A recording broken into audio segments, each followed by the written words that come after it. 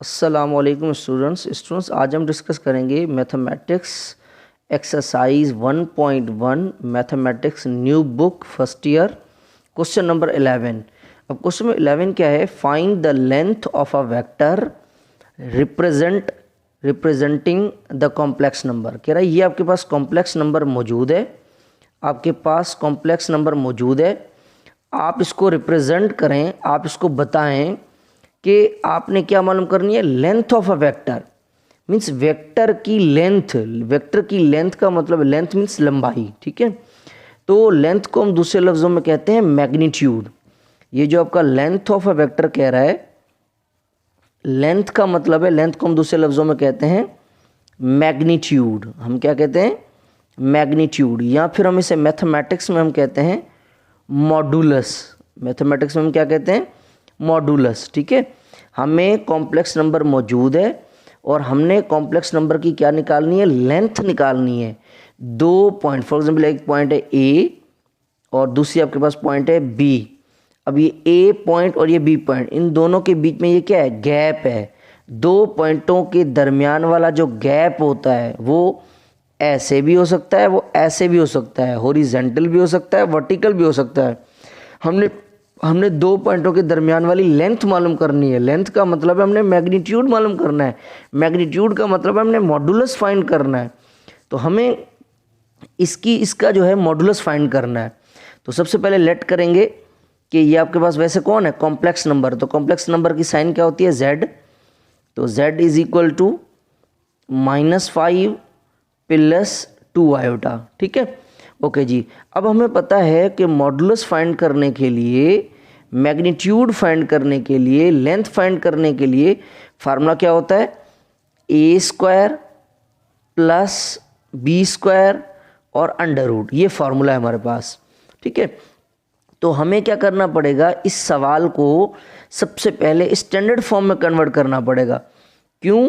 क्योंकि ये हमारे पास किस फॉर्म में है? कॉम्प्लेक्स नंबर की शक्ल में है। ये रियल पार्ट, वो नंबर जिसके साथ आयोटा नहीं होता वो रियल पार्ट होता है, और वो नंबर जिसके साथ आयोटा होती है वो कौन होता है? Imaginary part. तो 2 आपका इमेजिनरी है। तो सबसे पहले इसे हम स्टैंडर्ड फॉर्म में कन्वर्ट करते हैं। स्टैंडर्ड फॉर्म में कैसे लिखते हैं?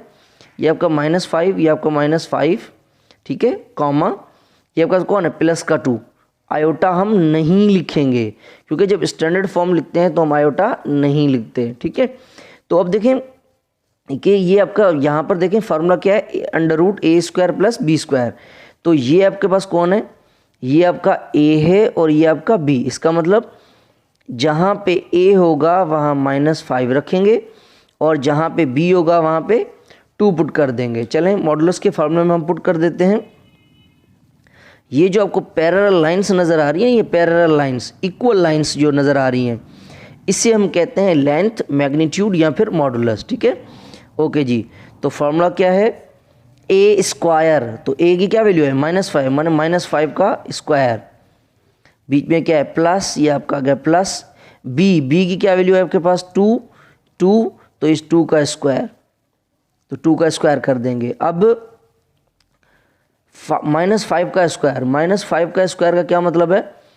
-5 का स्क्वायर मीन्स -5 को अपने आप से 2 बार मल्टीप्लाई। तो -5 मल्टीप्लाई बाय -5, 5 5 ज़ा 25, माइनस प्लस का 25 आ गया आपके पास, ठीक है। प्लस बीच में ये आपका प्लस। अब 2 का स्क्वायर माने 2 को 2 से मल्टीप्लाई, 2 2 ज़ा 4। तो 25 प्लस 4 कितने हो जाएंगे? 29। तो ये इसका जो है, ये आपका इस कॉम्प्लेक्स नंबर का ये क्या आ गई है? ये आपके पास कौन आ गई है? ये आ गई है। ये आपके पास कौन आ गई है? लेंथ आ गई है। आपके पास कौन आ गई है?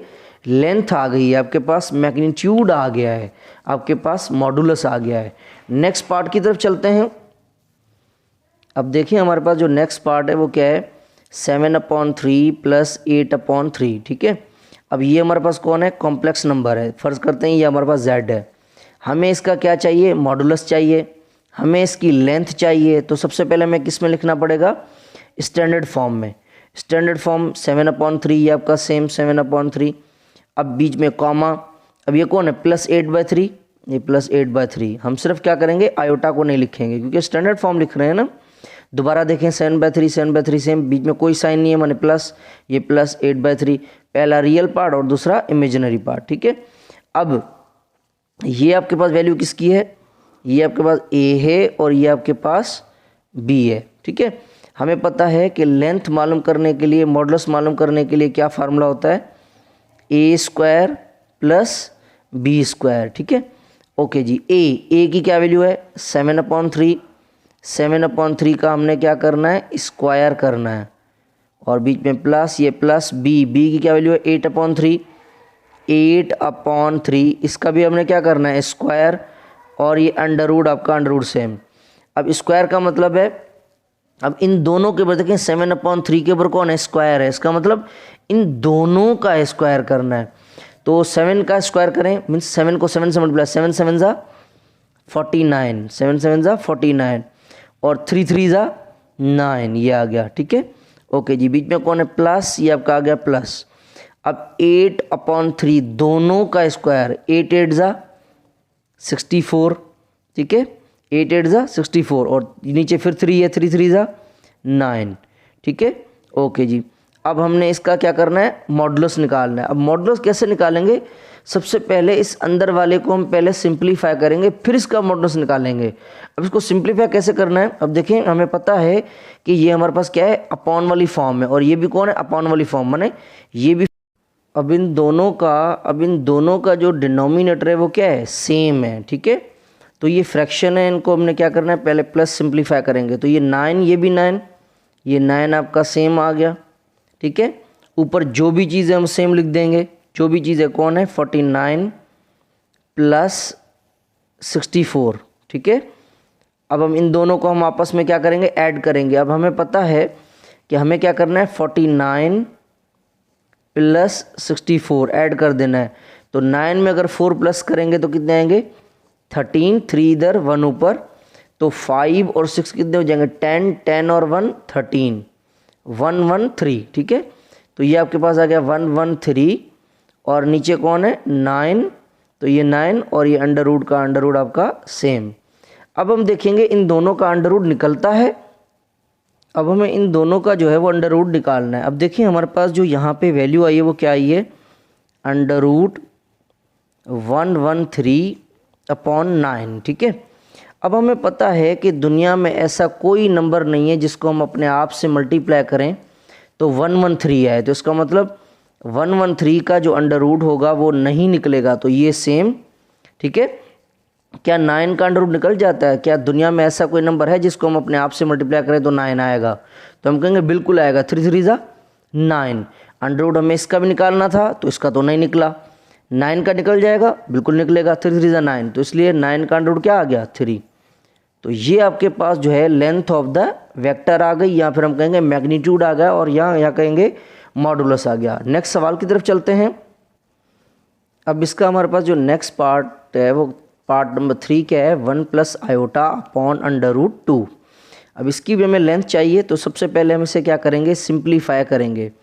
तो सिंप्लीफाई करेंगे, रियल पार्ट को अलहदा करेंगे, इमेजिनरी पार्ट को अलहदा करेंगे। अब देखें दोनों मिक्स हैं, दोनों साथ हैं, तो सबसे पहले से अलग कैसे करेंगे। अब देखें √2 जो है वो दोनों के नीचे है, √2 जो है वो दोनों के नीचे है, इसका मतलब 1 के नीचे भी है और आयोटा के नीचे भी है, तो अलग अलग लिखेंगे। 1 के नीचे भी √2 है, बीच में प्लस, ये आपका आ गया प्लस, और आयोटा के नीचे भी है तो i/√2। ठीक है, अब हम क्या करेंगे, ये हमारे पास कौन है कॉम्प्लेक्स नंबर है, क्योंकि ये रियल पार्ट और ये इमेजिनरी पार्ट, तो ये आपका z है। अब हमें क्या क्या चाहिए, इसका मॉडुलस चाहिए, तो मॉडुलस निकालने के लिए सबसे पहले हम क्या करेंगे, इसको स्टैंडर्ड फॉर्म में लिखेंगे। तो स्टैंडर्ड फॉर्म में कैसे करेंगे, आयोटा को नहीं लिखना, 1/√2, ये आपका आ गया 1/√2, ये जैसे का जैसा है वैसे हमने लिख दिया। बीच में क्या करेंगे कॉमा। अब हम देखें यहाँ पर आयोटा है, आयोटा को नहीं लिखेंगे तो ऊपर कुछ भी नहीं बचा, आयोटा को हमने नहीं लिखना, तो आयोटा को नहीं लिखेंगे तो बाकी कौन बचेगा 1, और नीचे कौन है √2, ये आपका आ गया √2। ठीक है, ये रियल पार्ट, ये इमेजिनरी पार्ट, ये रियल पार्ट, ये इमेजिनरी पार्ट। ठीक है, स्टैंडर्ड फॉर्म में हो गया।